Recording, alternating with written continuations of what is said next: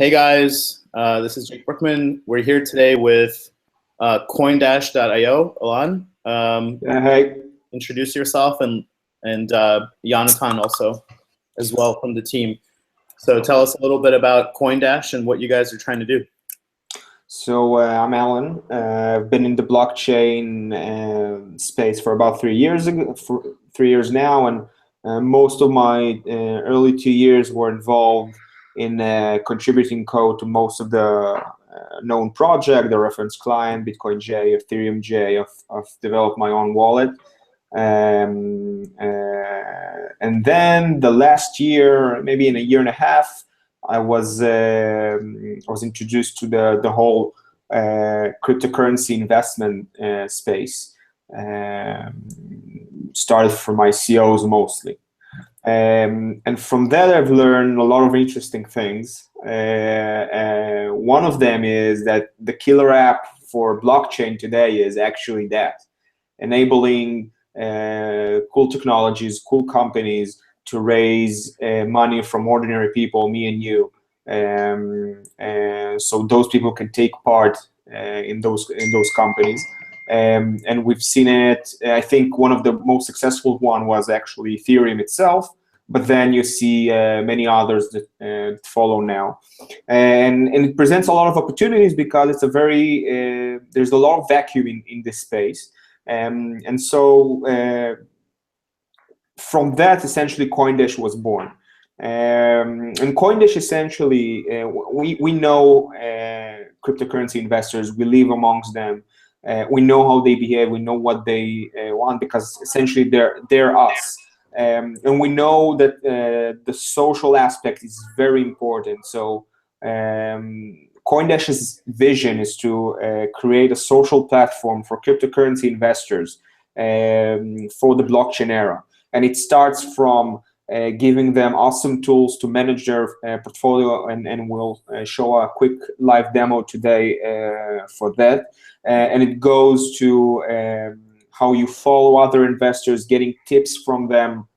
And also for us, it can be an amazing vessel to bring new money into the system. And by that I mean new people which are not blockchain users today, but look from outside the blockchain space into it and see amazing stuff happening, like the DAO, which unfortunately fell at the end. But I heard so many people asking me about it from unrelated, which are completely unrelated from to the blockchain space. Which really, what I've learned from that is there's a lot of people listening in passively currently, but they do looking to get in, and we think that through the social aspect, we can bring them closer to the blockchain because it's something they know. If you build a platform that looks like Facebook, and you can share your investments the same way you share photos, people can relate to it. People can understand what you're trying to do, and so this is what CoinDash is all about, essentially.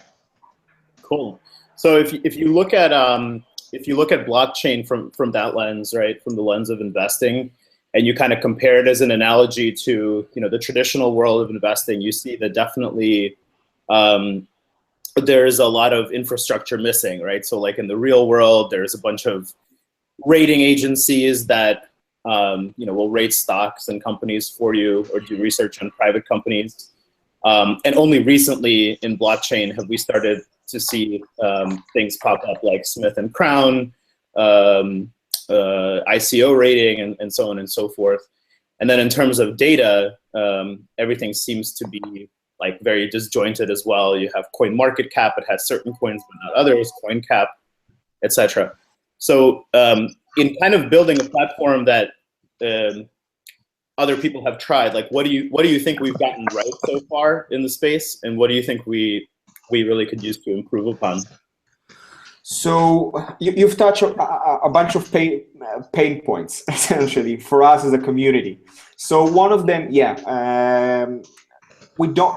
everyone maybe thinks that we have a clear history of all the prices for all the coins, but it's not really the case now. I mean, if you go and look for Bitcoin, you will see those historical graphs and everything is okay. But if you dig deeper into other coins, a lot of the things are missing, and CoinMarketCap does a great job. There's some wrappers around CoinMarketCap, which essentially bring the historical data as an API. But for example, this is one of the pain points I was talking about. Obviously, you have different chains that don't really connect right now. So if I'm an investor and I want to invest in different coins which exist on different chains, it is a problem right now. There's a lot of things we can do to improve it.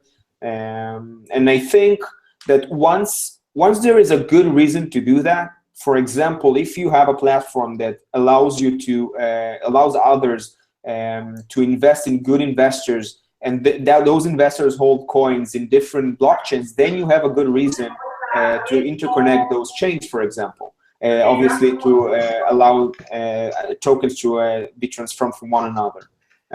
So I think as time goes by and we'll see more use cases or essentially more needs, I think you will see more companies, more solutions, and more products addressing those problems.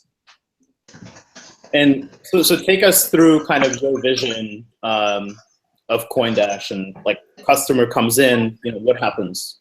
So there's a lot of as I said, there's a lot of vacuum in the space. So you and I, we know the cryptocurrency investment space. We know the people which invest, the good ones, the bad ones, the ones that outperform the market, the ones that not, and all of them have needs. One of them, for example, is simple tools to allow them to know exactly how their portfolio behaves and how performance-wise, obviously, and risk analysis and all those things. But once you go beyond that, you will see that most of the investors in the space rely on other investors to give them tips, to feel the market. Before they go into an ICO, usually they go and speak first with the company itself, that's a given, but also with other investors to learn what they think about the ICO. So there's a lot of interconnectivity between investors, but currently it happens only, geographically speaking, only in their community. And we think there's a lot of things you can learn from others. The problem is obviously that, and the reason why it happens in a close community is because you can't really trust the other person. You don't know if he's a good investor or not. He might say he is, but obviously you can't really tell. So that's one of the opportunities we think we can contribute to. Tools are the other things, but more generally is a way for people to share and get value from the community when it comes to cryptocurrency investments. When to get in, when to get out, which coins you want to invest in. Should I hold Ethereum right now because the price is low, or should I sell it? Should I buy Bitcoins? Or those are all questions we all face a lot of the time, and we're trying to go outside and ask people what they think, because we're not completely sure, and we want to tap into that. We want to enable them to do it right, and we think the values for the community will be immense, because, as I said, I think the killer app today for the blockchain is a vessel to enable those ICOs, to enable great investments, the same way the internet was in its early days. And I think a lot of the people from the outside of the community, from outside of the space, are looking into it as well, and they're having problems to get in, obviously, because of the same reason I've mentioned before. What should I buy? When should I sell? Those are very important questions, and obviously and what is the risk? So we think if we can build something that is very social conscious, and has in its spine the ability to connect between people, I think you can get an immense value to the community, also for developing and expanding the blockchain space. Cool. So you've touched upon kind of like two major points. One is transparency, right? So the social aspect of investing. When you're talking about a community that invests in a very retail setting globally on the internet, everybody is congregating in Slacks. You're kind of saying that it would you would really benefit from a platform where everyone can be optionally transparent about what they're doing, like their sentiments on coins and also like what they're holding in their portfolios. And then the other aspect that you touched upon was the idea of measuring performance, right? So I think those two things are going hand by hand because, well, just think of the methodology you go through when you want to invest in something, right? So there's an ICO coming up, doesn't really matter what its name, but there's an ICO you're considering investing in. So obviously you'll search about the team, and a lot of the times the team is unknown, and that's okay because before you get known, you're still unknown, right? So you'll go and you'll maybe open the Slack and maybe Telegram or whatever media channels they have. But for the most part, I think the decision is based on what your friends and your close associates think about that ICO. So you go and ask friends from the space, you go and ask investors you trust, what they think about the ICO. And that's one part, but also when to get out, which is essentially liquidating your and making the actual profit. And you go the same process again. You're asking other people and getting their advice. And obviously you get a lot of advice and then you internally decide what to do.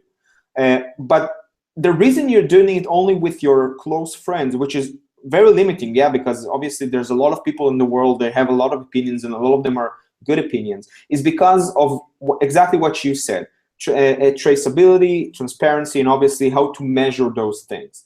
And so if I can give you a tool in which you can assess if an investor is good or not, which means how he's compared to the market, how much risk he takes, how consistent he is. Because if he made 1,000% profit only the past month, but then if you go 2 months ago, he had nothing, then it's not a consistent investor. So all of those measurements are very important for you to make a decision if you can rely or not rely on his opinion.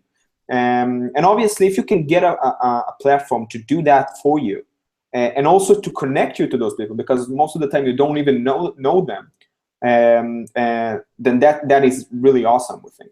Mm-hmm. So I really want to like dive deep into kind of measuring performance and understanding what whether you're doing well against the market, against other investors. But before we do that, I noticed that some of the other members of your team have joined. So I invite you guys to say hello, introduce yourselves, and tell us a little bit about your roles in CoinDash and what do you do.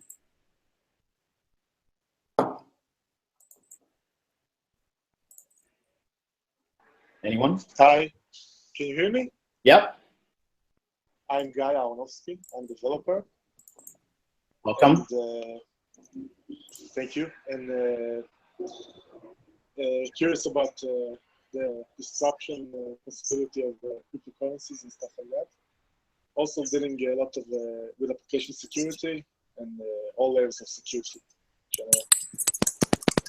We can't hear much, unfortunately.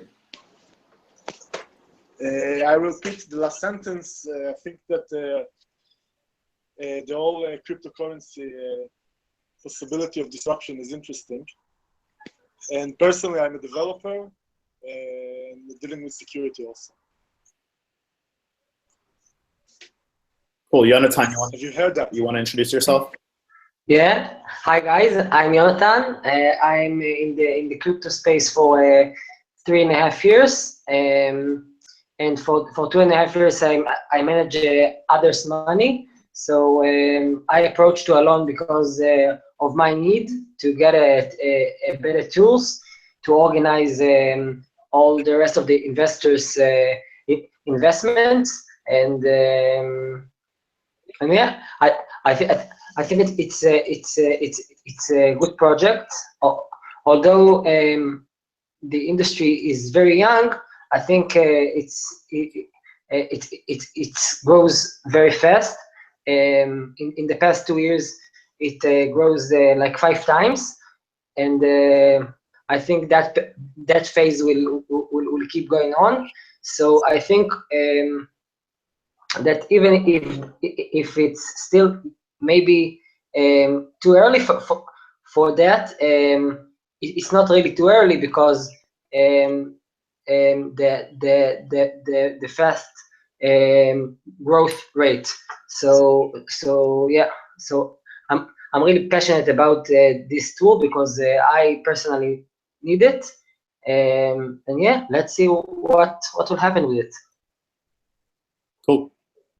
Anyone else here? Leo, are you there? Okay. All right. Is there anyone else here from CoinDash? Is that it? Nope, I think that's it. Okay, cool. All right, so let's dive into like how do you measure the performance of a portfolio? Sure. So let's take a step backwards in order to understand why do we even need to measure. Mm-hmm. So imagine you have a platform like we're developing, essentially a Facebook for investors, right?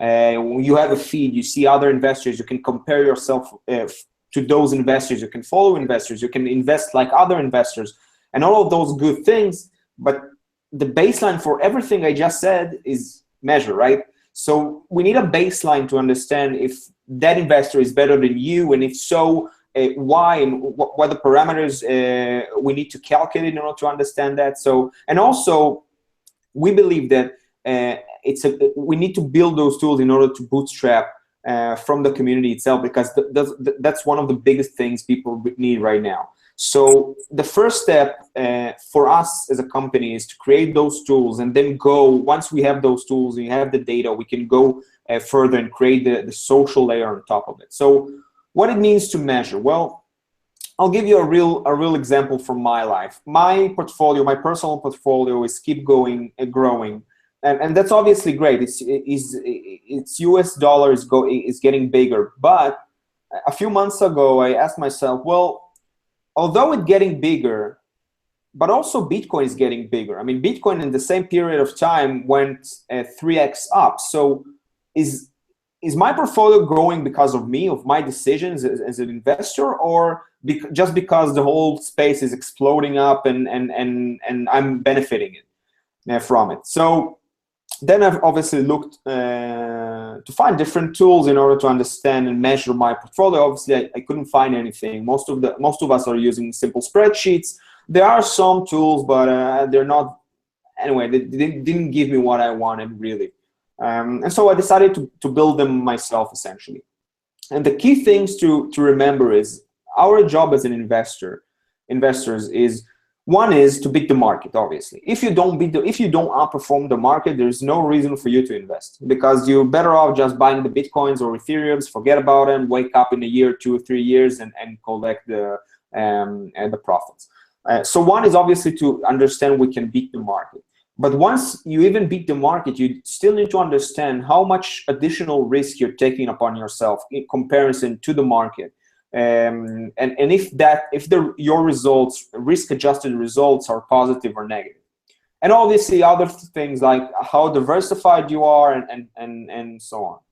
So a loaded question would be like, what even is the market in the context of?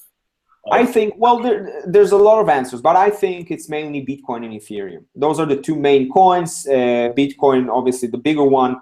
Those are the two main coins. Those are the two coins that people feel comfortable calling them store of value, which is very important. Maybe there will be other coins in the future, but currently those are the main two. And so there's a number of people who've gone through the exercise of taking, for example, like the top 20 most liquid cryptocurrencies. Will Wu did that analysis recently on altcoins. Lawnmower maintains kind of an index of high liquidity currencies. Where do you stand on whether like that is an appropriate measure of the market, right? Because there are people out there that say, well, this altcoin thing, it's kind of a temporary, bubble.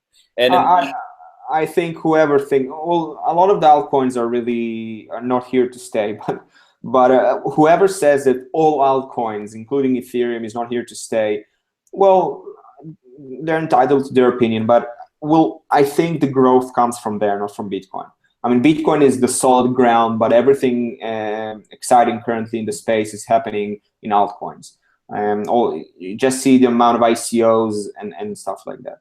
Regarding the creating an index of the top 20, well, the problem is once you go beyond the first two, it drops really, really quickly downwards. So you could say I want to compare myself to the top 20, but the 19th one is like comparing his market cap, liquidity, and volatility to Bitcoin there's nothing to compare there. So what you're kind of proposing is, you said measure Bitcoin and Ethereum. So then are you just proposing an index composed of those two? And if so, then like what proportion would you give? Well, that's really something personal, I think. But if you ask me, well, there's a few questions here. One is you need to what you want to compare for yourself as a person, right? And then you can customize and do as much as you want. But when you go to the social realm, when you say other people need to understand how did I compare to them, then you need a solid baseline. You need something that everyone are compared to. And in that case, I think Bitcoin and Ethereum are the main two. Because it's just a simple question. If you wouldn't invest, let's say tomorrow you say, I don't invest in any altcoins, right? But I still want to be in the space. What are the coins you will hold? Most probably Bitcoin and maybe Ethereum, right? Without investing in anything other. So for me, that's a pretty good baseline. Okay, but again, so like if you're comparing against both of those, does that mean comparing against a basket where you have half Bitcoin, half Ethereum, or would you weight them differently, or would you weight them? You could actually compare for each individually. You can compare yourself for Bitcoin, you compare yourself from Ethereum. If you want to maybe reduce the volatility, obviously there is a relationship between Bitcoin and Ethereum. Once Bitcoin goes up, usually Ethereum goes down, and vice versa. So you could create some kind of an index between the two of them. It is possible. We're working on it. We'll see what gives the best results for us. And we've touched upon the following issue, which is that in doing that comparison, do you want to be doing a kind of a fiat denominated comparison versus a Bitcoin denominated comparison? What are the differences between those two? Like, why do they matter? So as following the example I gave you before, I don't think comparing to fiat is a good idea for an investor, because the example I gave you before is the US dollar value of my portfolio went up, and went up quite substantially. But that's not enough, because the whole industry went up. So although the US dollar went up for my portfolio, it didn't really give me the measurement I wanted, because my alternative, you always need to keep in mind the alternative. The alternative is just buy Bitcoins and Ethereum because you believe this space will be the next revolution in finance. And say, I want to buy the Bitcoins, leave them there for 10 years, and that's it. And I think now most of the people will agree that that's a pretty solid investment. Although it carries its risk, but in let's put it in comparison to other alternatives, that's a pretty solid investment. And so I think comparing to the US dollar, that's good. You can do that, but the market is not the US dollar, I think here. The market is Bitcoin and Ethereum. If I can quickly interrupt, I'm Ransu from Token Market. Hey, Ransu. So some familiar faces there. So anyway, you exactly hit the point, because if you think of it, that there's a S&P 500. On a stock market, you always compare yourself that you're pretty shitty investor if you don't beat S&P 500. Yeah. So to your point, 100%, that then you should create this index of a Bitcoin and Ethereum that is probably weighted. I would weight it today 90% and 10% on their market cap. And then that is the index that if you see all the hassle to investing on the ICOs and all the alternative stuff, you should beat the performance of those two. I agree. Although I think there's a lot of people which suggest that you don't put Ethereum there. But I mean, for various reasons, for one, I would say that Ethereum is here to stay. I'm pretty convinced. Yeah, you're absolutely right. That's something we're digging into and trying to understand. Keep in mind, that's the first time anyone is talking about doing those sort of comparison, obviously in an automated way with in a platform. So we are going to the unknown. So yeah, that's why we're working with people from the industry in order to understand exactly how to do those things in the most professional way. And keep in mind, again, the social aspect is, if I want to compare myself to someone in New York, for example, I don't know. We need to speak the common language. So we do need a common ground in order to compare ourselves to. And so an index will probably be the good solution, definitely. You know, one kind of philosophical question that strikes me here is the following idea. You know, so like when you're talking about comparisons to indices and like trading, you know, you're really talking about a very kind of hedge fund kind of discipline, right? Where you're looking at, you're stock picking, you're creating portfolios, then you're holding them, and then, you know, you see, did I outperform or underperform the market? What's interesting about this space is that this space very much is, you know, a space of liquid assets, in the sense that today you can go and buy Bitcoin, Ethereum, and all of the liquid assets and kind of do a stock trading discipline. But at the core of it, what's going on is that an ICO really is a democratization of, you know, seed or VC investing. And VC investing and funding nascent tech companies is quite a different animal than investing in stocks. And so here's what I mean, right? So I could, like, for example, you know, have my index of Bitcoin and Ethereum, and then I can make, which CoinFund did, right? Like an early seed investment in Steem, right? But the economics of the Steemit platform are very specific. You know, they have a certain price pressure because of the way that they're structured, and the price of Steem goes down. Now, my question is, like, if I compare my performance in Steem to an index, you know, I'm obviously going to underperform. But does that actually mean that I made a bad investment, right? Because at the end of the day, you know, the Steem platform has been around for a couple of months. It's nowhere near critical mass. It's nowhere near kind of reaching a wide audience and any kind of market fit. It's not even like close to being competitive to a Medium or a Facebook or something like that. And really, all of the upside, you know, in a very typical fashion to a VC investment, right? All of the upside of that investment is really in the future. So let me pose this kind of loaded and like philosophical question to you. Is the index comparison the correct comparison for ICOs? Yeah. So okay. So there's a different questions you've asked. First of all, I think we do see a movement in the ICO world in which the token itself is tradable not a long time after the actual ICO. So and that gives a lot of liquidity to the investor. I think it's a positive thing. Then you go and say, okay, so let's say I do have projects which are not liquid, like Augur or Steem or any of them. Then how do I calculate the value? And that's a good question. That really depends on the strategy you take, because you can say, well, it's not like there isn't any exchange or trade for those tokens, because if those tokens are, for example, transferable but not in an exchange, that is, I can transfer them between people but they're not listed in exchange, they do have a price, because over the counter you can sell them. You're right, there are problems there, and then obviously I can do the counter argument and say, well, although they're not tradable, maybe in the future they will have a great value, but currently their value is the value you've paid for them in the ICO. So you could go that way as well. There's a lot of cases in this space. You're absolutely right. Those are some of the challenges we'll need to tackle. And sorry, I'm interrupting. So of course, and then there is always this activist angle on things. Like I've been working on the media for years. I really, I see now that Steem was in 300 million. Now it's on like, whatever, 20 million.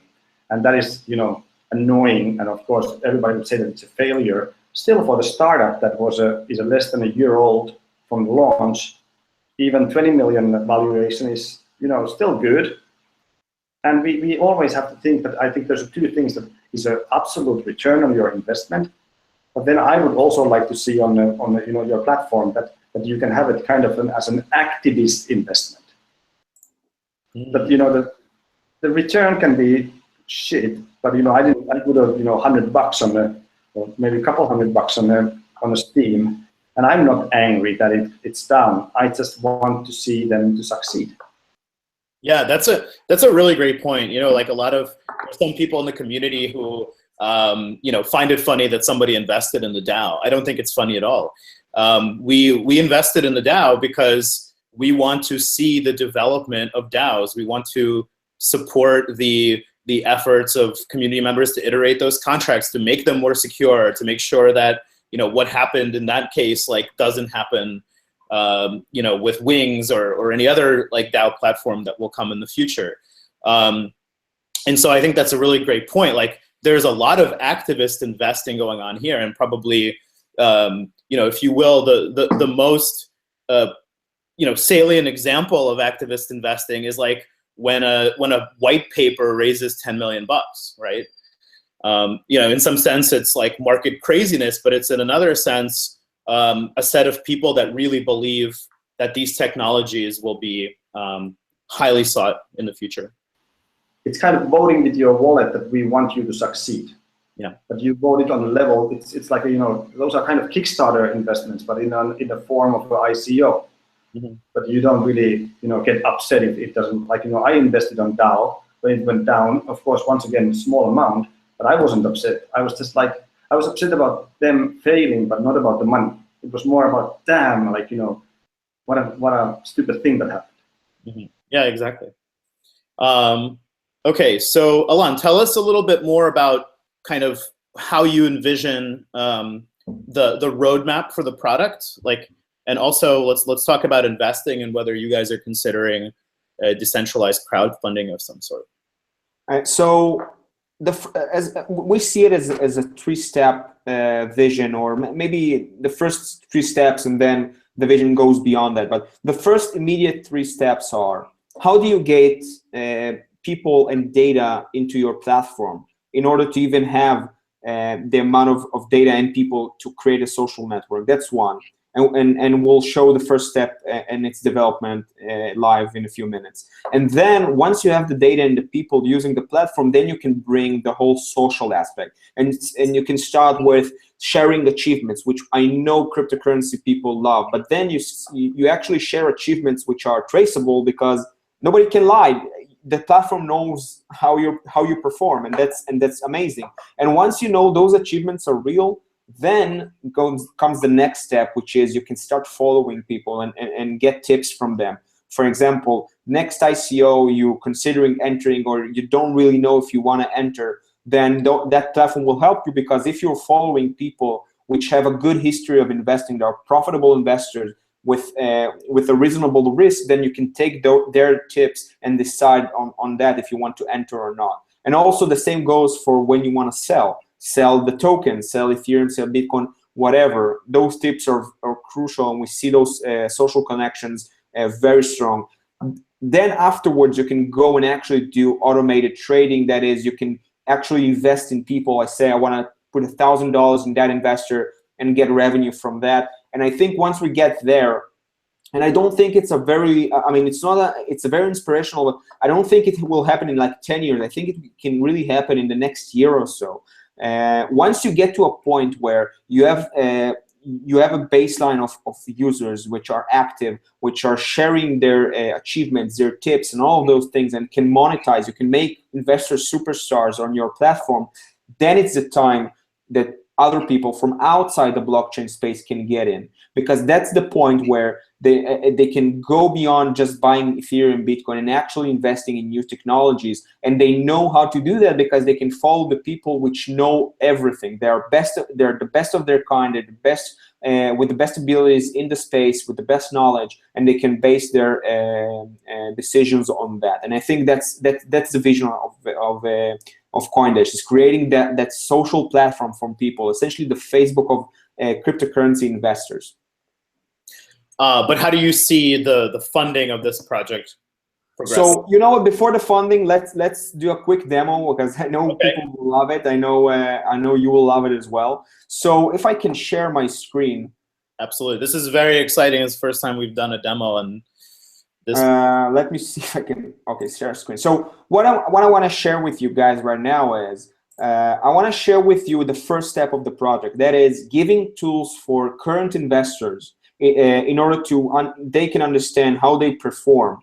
And doing so, they can share data with the platform in order to get that insight. And I think that's the first step, so we can get users already using CoinDash and then go to the social round as well. So let me share the screen.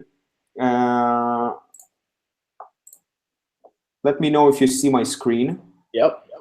Cool. So let's go to the platform itself. That's the platform. That's the CoinDash dashboard, if you want.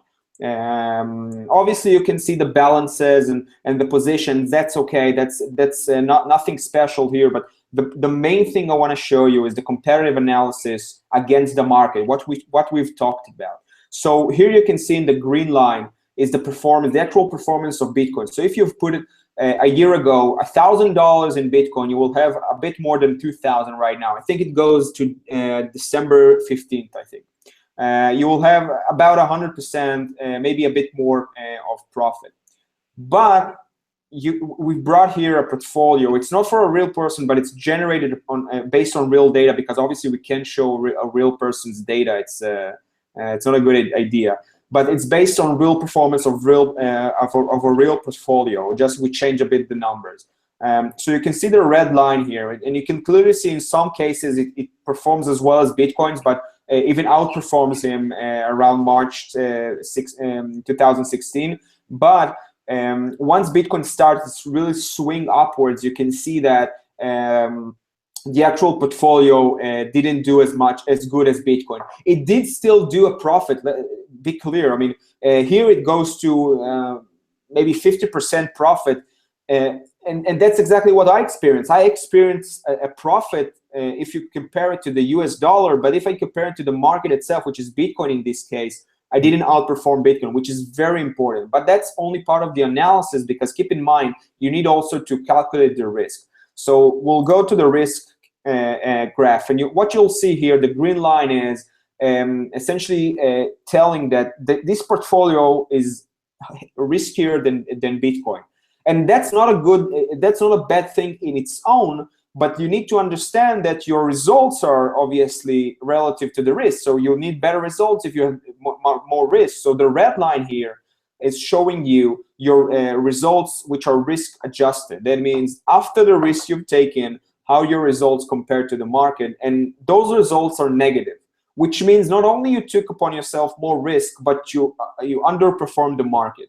And those are, it's the beginning of great insight into your portfolio, but every investor should know those things. And I've talked with at least 60 investors from the space, and nobody can say and tell me those indexes of his portfolio, which shows me that people really need those tools in order to understand better if their investments are good or bad. So if you go and see what I gave you right now, we're still missing here the social aspect, because sorry, can we go back to the risk graph really quick, because I think that's the really interesting one.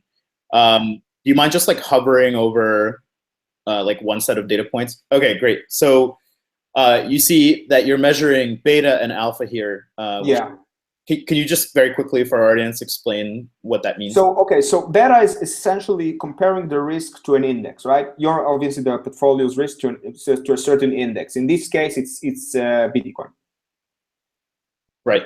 So what does beta measure? What does alpha measure? It's very standard kind of like financial. So again, beta measuring how much more or less risk your portfolio is in comparison to an index, in which case, in this case, the index is the actual Bitcoin. So here you can see that this portfolio has a higher risk than Bitcoin.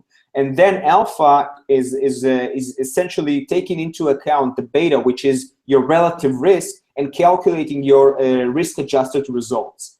Okay. So does this mean like if Bitcoin goes up 1%, this portfolio is going to go up 15%, but then no, it's not what it's saying. It's saying that the volatility, essentially the beta is one of its factors is volatility. So if you take for example a year of data, and you can obviously see that Bitcoin is volatile such and such, but maybe your portfolio is much more volatile. So yeah, it can happen that in certain times you earn more than the Bitcoin from in comparison to the index. But as a whole, if you compare, for example, a year or 2 years of your portfolio, you are much more volatile, much more riskier than Bitcoin, which means that just the movements are much greater. It doesn't mean that if Bitcoin goes 1%, you will necessarily go 15% higher. That makes sense? I think you do in the beta component, right? Because isn't that what beta measures? It measures the...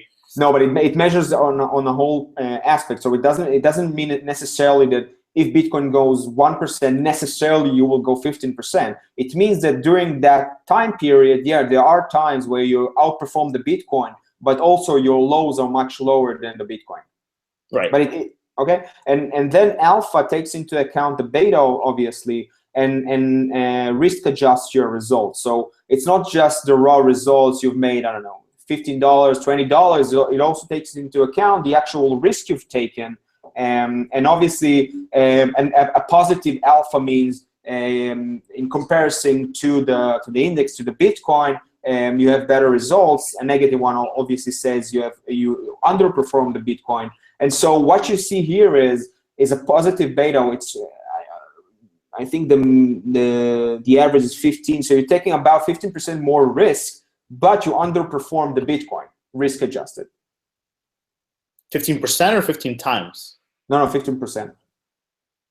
Oh, because it's 0.15? Sorry?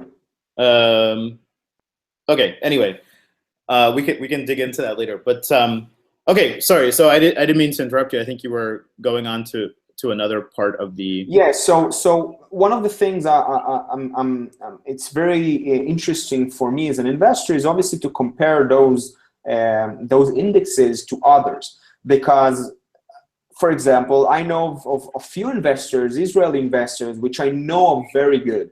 But good is very relative. I want to know a deeper insight into their performance. I want to know first, obviously, if they outperform Bitcoin. But for that, for the most part, I do have the answer, because I know they've made like I don't know, a much higher return than Bitcoin. But also, I want to know how much risk they're taking.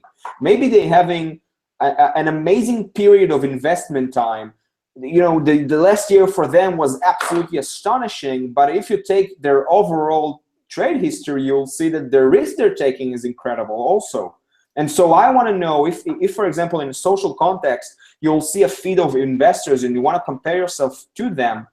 So all of a sudden, you'll see a really good investor with very high profits, but also his risk is much higher. And then you could decide as an investor if you're willing to take that risk or not for those profits or not. Or you can say, well, I want to follow and get tips from another investor which has maybe lower returns, but the risk is much more suitable for me as an investor.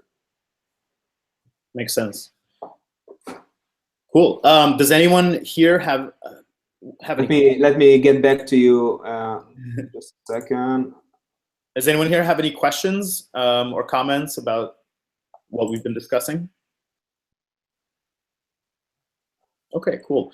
So, all right. So, can we talk about decentralized funding? Yeah. So, okay. So, one of the main things that even got us here is this incredible vessel, which is the blockchain for companies to raise capital. And so we think it as well. It's an amazing vessel. I mean, I come from the startup world. I've been in a few startups in my career. And seeing that seeing this explode is just incredible. It gives so much things to the startup behind even the actual money you get from the ICO itself. Keep in mind, those people who are investing in you are your actual first users, which is incredible. Just think about it. I mean, let's say you're making an amazing ICO. You have a couple of thousand people investing in you. not only you get their money, but also they're your first users. And those are the best users because all they want is for you to succeed. That's their whole main agenda. They have nothing else. I mean, they want you to succeed, obviously, to make them a profit. So getting them as the first users is incredible, especially if you're talking about a social platform, which we are. I mean, getting those first investors, getting them involved into your platform is something amazing. So we think it's the right way for us to go. We think we can bring great value for the community doing that platform. We think also that this platform is something people can really relate to. We've been talking to a lot of investors from the community, for crypto investors, blockchain users. Everyone understands the social need because they're doing it themselves. I don't know any investor that doesn't have at least 3 or 4 groups is following on Facebook, on WhatsApp, on Telegram, whatever. So we know how important it is. We know how the tools we're creating are important for people, and so we think a way to go is creating a good ICO. But a good ICO for us means bringing a lot of investors in. Not, I don't know, a few investors who put a lot of money, but a lot of investors who put smaller amounts of money, because we see it as an amazing value to then them becoming our first users. And just to frame it, we do see it right now. The tools we've shown you, the testing we're doing is with actual people managing actual funds. Those are our essentially beta testers. And the reason why is because they need it. I mean, we're going and approaching people and funds who are obviously totally in cryptocurrency investing. We asking them for their trade history, their most secretive thing, but they're willing to share it because they need those insights. And we think that many others will do the same as well once they get the opportunity to have those tools, to participate in an amazing social network for cryptocurrency investors. And so for us, the way to go is an ICO, which we don't announcing anything yet. We want to be prepared more, but it will probably happen in 2017. Yeah, I just wanted to expand on your last point because that's a point, very salient and close to our hearts here at CoinFund in terms of researching ICOs and cryptocurrency as an investment vehicle. As early as I believe July 2015, like if you go read our blog, we were talking about blockchain assets as retail investment vehicles, and also in the context of in some sense encroaching on the territory of VCs. And even recently, I was invited to give like a comment for an ebook about blockchain adoption, and the thing that I wrote about was precisely this idea that there's a lot of problems with ICOs. There's regulatory gray areas. There's improprieties that occasionally take place. There's very little regulation, and so on and so forth. But the really, really interesting thing about selling tokens to a global set of investors is that you create this very incentivized pool of stakeholders that are there to support, beta test, market your product, and really like rooting for you. And the best example of this is, which is what I wrote about, is again Steam. Here you have a startup that got to, let's call it a $20 million valuation on zero venture capital, right? Just through mining, a specialized currency, distributing it. And then what's even more interesting is like, Steam at the website is just the front end for their backend, and their backend is the decentralized Steam blockchain. What you see is that community members have built an entire third-party ecosystem without permission or help or funding from the company. You can now have different front ends. You can have analytics tools. You can have all kinds of. I think there's almost 100 tools at steamtools.com, and the community wrote an ebook about how to use Steam because it's a little bit complicated for new users. They've put up billboards advertising Steam in, I believe it was like around Chicago, but also in the Philippines. So what you see is this like amazing network effect of stakeholders really working very hard for the benefit of the project. And I think that's almost the besides capital creation, right? Like that's one of the core drivers of a lot of these things, especially in the context where all these projects are global, open source, open community, transparent. And I think it's a very good thing. And then your final comment, which is that that idea has a direct impact on like what should the topology, what should the distribution of a crowd sale be? Well, you want to reach as wide as audience as possible, and you want them to kind of take a smaller risk rather than having one concentrated investor that invested his life savings into your company. So I think your thinking on that makes a whole lot of sense to me. Yeah, I agree.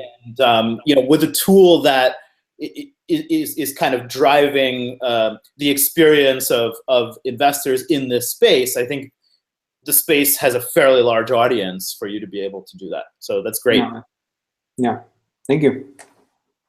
Cool. All right, so we're coming up to the top of the hour. Was there anything else that you wanted to mention? Thank you for the demo, by the way. That was very cool. Thank you very much. Well, one of the main things we want to do is probably, I'll sum it up. We see an amazing opportunity in the blockchain, especially when it comes to investments, because we believe that the killer app right now for blockchain is that exactly. I see the opportunity because I see people outside the blockchain talking about investing in tokens, so investing in ICOs. People who have zero knowledge of how a blockchain works, what does a block means, what the hell is decentralized ledger. They have no idea, but they see the opportunity. And I think that tapping into it is incredible. We're a lot of the time we're obsessed about very like dreaming what will happen with blockchain 20, 30, 40 years into the future. And that's great, that we need that. But keep in mind that the things that people need right now in order to even get to the blockchain are tools for, in my opinion, are tools for investments, because this is what people want. And as soon as we get new money, we call it new money into the system, this is the absolute most amazing things we can do, because bringing new money means you're bringing new users. And just to prove I'm right, any crypto investors out there watching this video, how many times people, your friends, family, whatever, told you, you know what, dude, take $1,000, $2,000, please invest it for me into the blockchain? How many times you got those requests? I got them a lot of times. I invest for friends and family right now. And the reason why I'm investing for friends and family is because it's too hard for them.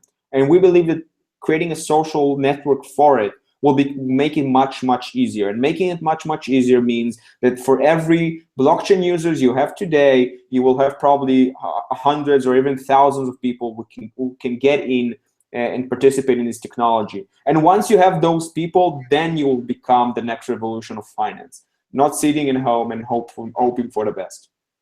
Awesome. Thank you, Alon. Thank you. CoinDash.io, check it out. And we look forward to following the progress of CoinDash and seeing how you guys progress. Thank you very much for joining. We're gonna sign off. Bye bye.